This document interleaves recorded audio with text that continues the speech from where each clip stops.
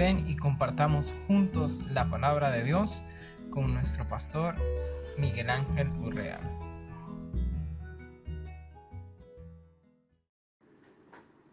Serie Enfoque Bíblico de la Pandemia Coronavirus, basado en el libro de Joel capítulo 1 al capítulo 3.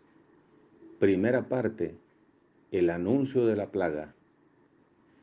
El Señor levanta al profeta Joel para hablarle al pueblo que enfrenta una situación muy terrible, la invasión de una plaga de langostas. Esta plaga es vista como juicio de Dios sobre la nación, pero también como un preludio, ejemplo o anticipo de lo que será el juicio de Dios en el tiempo final de la historia humana. Es fácil detectar que el tema central de este pequeño libro es el día de Jehová, porque aparece en el capítulo 1, verso 15, capítulo 2, versículos 1, 2 y 11, y también en el capítulo 3, verso 14.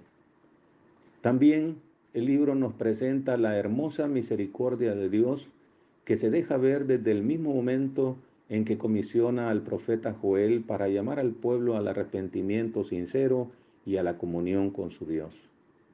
Deben considerar seriamente los habitantes de Judá y de Jerusalén las graves consecuencias que están sufriendo a causa de esta plaga que destruirá sus campos y lo que han sembrado para su sustento.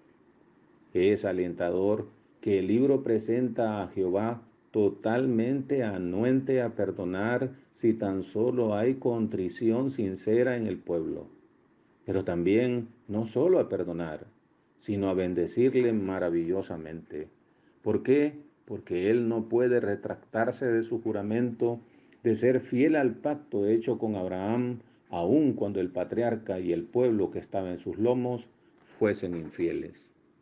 A partir de este juicio particular y de ese momento histórico para Israel, el profeta lo toma como anuncio de un juicio más terrible y de alcances universales que se llevará a cabo en el tiempo final. Podríamos decir que la expresión el día de Jehová tuvo para Israel una aplicación particular al cumplirse el día en que la plaga de langosta llegó a su tierra, pero también tendrá aplicación global cuando se cumpla el día en que Dios derrame las copas de la ira, en el día en que Él se manifieste en gloria. Podemos decir que hubo un día de Jehová para Israel, también habrá un día de Jehová para el mundo entero. Todavía para el mundo entero no ha llegado el día del Señor, pero al igual que con Israel, sí ha llegado como anuncio, como anticipo y como ejemplo de lo que será ese día grande y espantoso con la peste del coronavirus 19, que tiene a 1/3 de los habitantes del mundo encerrado en sus casas, la economía desacelerándose con consecuencias imprevisibles, con el precio del petróleo por los suelos, con temor e incertidumbre en los corazones. Lo que es más trágico, golpeando de muerte al sector senil de la población, que es el resguardo de la memoria colectiva que no se debe perder. Si esta peste ha sido creación y conspiración de los potentados del mundo para reducir a la humanidad y asegurar su predominio económico y geopolítico, o surgió de forma espontánea y natural, realmente es irrelevante para el creyente en Cristo, con excepción de la aflicción que tiene que enfrentar como todos los demás. De ambas cosas el Señor guardará a su pueblo con su poder, aunque tenga que sufrir un poquito por el hecho de estar todavía en este mundo. Donde quiera se encuentre su pueblo o uno de sus escogidos, ahí se manifestará su poder, sea para vida o para muerte, porque en Dios no hay pérdida y porque ninguna cosa creada podrá separarlo del amor de Dios que es en Cristo Jesús. Esta plaga no está matando solamente a los no creyentes, sino también a los cristianos. Una pequeña prueba de esto es el fallecimiento de un consiervo, ministro del Señor, que residía en Villanueva Cortés y que murió por el coronavirus. En primer lugar, Los primeros 4 versículos del capítulo 1 del libro de Joel nos presentan el anuncio de la plaga. Y en el versículo 1 encontramos la autoridad del profeta. El texto dice, palabra de Jehová que vino a Joel, hijo de Petuel. Joel no es un falso profeta, sino que Dios lo ha llamado y le ha dado palabra para que la anuncie al pueblo. Ellos fueron bendecidos por Dios al concederles un hombre inspirado por su espíritu para llamarlos al arrepentimiento. Hoy el mundo debe escuchar esa misma palabra ya escrita y registrada, por medio de la cual podemos decir también, así ha dicho Jehová. Ya no hay profetas inspirados como Joel, pero sí hay miles y millones de creyentes convertidos en profetas que anuncian su palabra escrita, la cual es inspirada. No nos dejemos impresionar, hermanos, ni sorprender, ni engañar por nadie en cuanto a los eventos anunciados ya por el Señor y su venida, según 2 Tesalonicenses capítulo 2 del 1 al 3. Estos profetas que profetizan lo que ya ha ocurrido y que profetizan únicamente lo bueno, no fueron capaces de profetizar semejante evento mundial. En las redes aparecen cantidad enorme de malas interpretaciones y aplicaciones de versículos bíblicos a esta situación, desde las más ridículas hasta las más inverosímiles, y también tirada de los cabellos.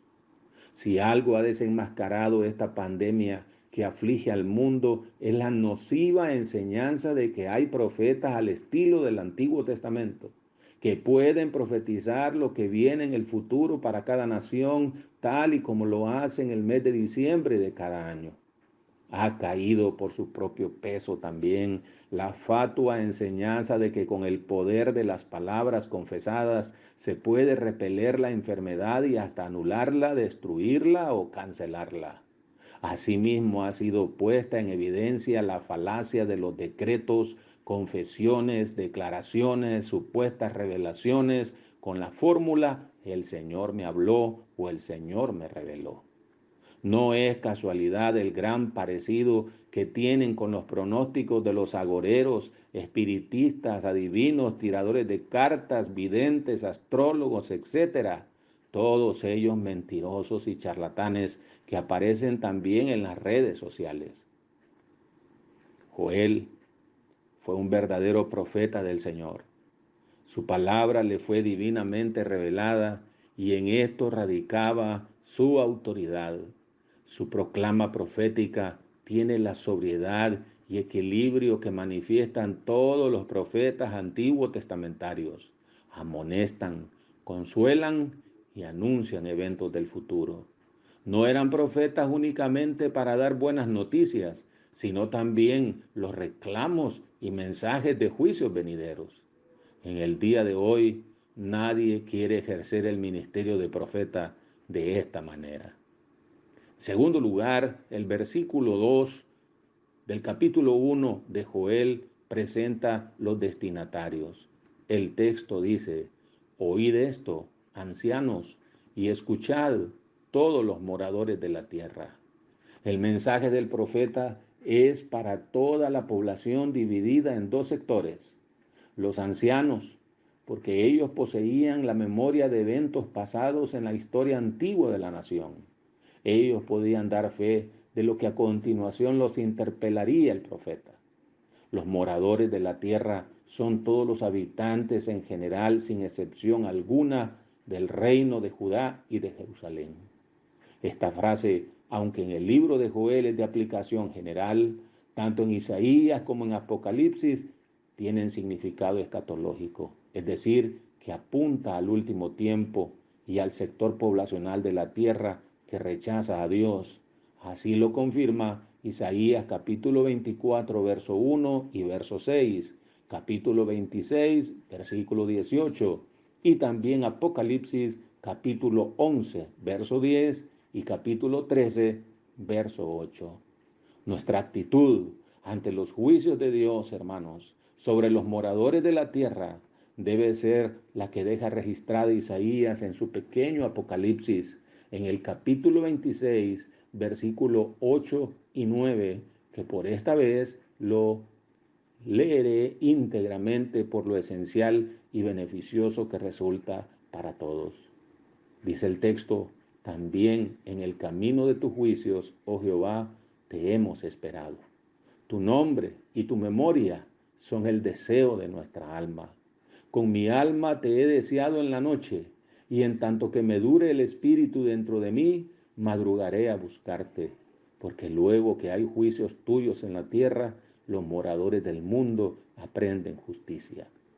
Rogamos encarecidamente al Señor que nosotros, como destinatarios del futuro y del presente del libro de Joel, seamos buenos receptores de su mensaje, tal y como dice Santiago capítulo 1, verso 19 al 27. En tercer lugar, los versículos 2 al 4 del capítulo 1 de Joel nos presentan los eventos que marcan la historia. Dice el texto: ¿ha acontecido esto en vuestros días o en los días de vuestros padres? De esto contaréis a vuestros hijos, y vuestros hijos a sus hijos, y sus hijos a la otra generación. Lo que quedó de la oruga comió el saltón, y lo que quedó del saltón comió el revoltón, y la langosta comió lo que del revoltón había quedado. Ni los ancianos, ni todos los moradores de la tierra tenían registro de semejante catástrofe. Nunca había ocurrido algo similar a esto en la historia de la nación de Israel. De igual manera, ni los más ancianos que sobreviven en el mundo actualmente pueden dar cuenta del alcance global de esta plaga que nos aqueja. Tal vez no en el porcentaje de mortalidad, porque otras pandemias han matado a cientos de millones, pero sí en su capacidad de paralizar al mundo a causa de la globalización e interdependencia económica, cultural, tecnológica, religiosa, etc.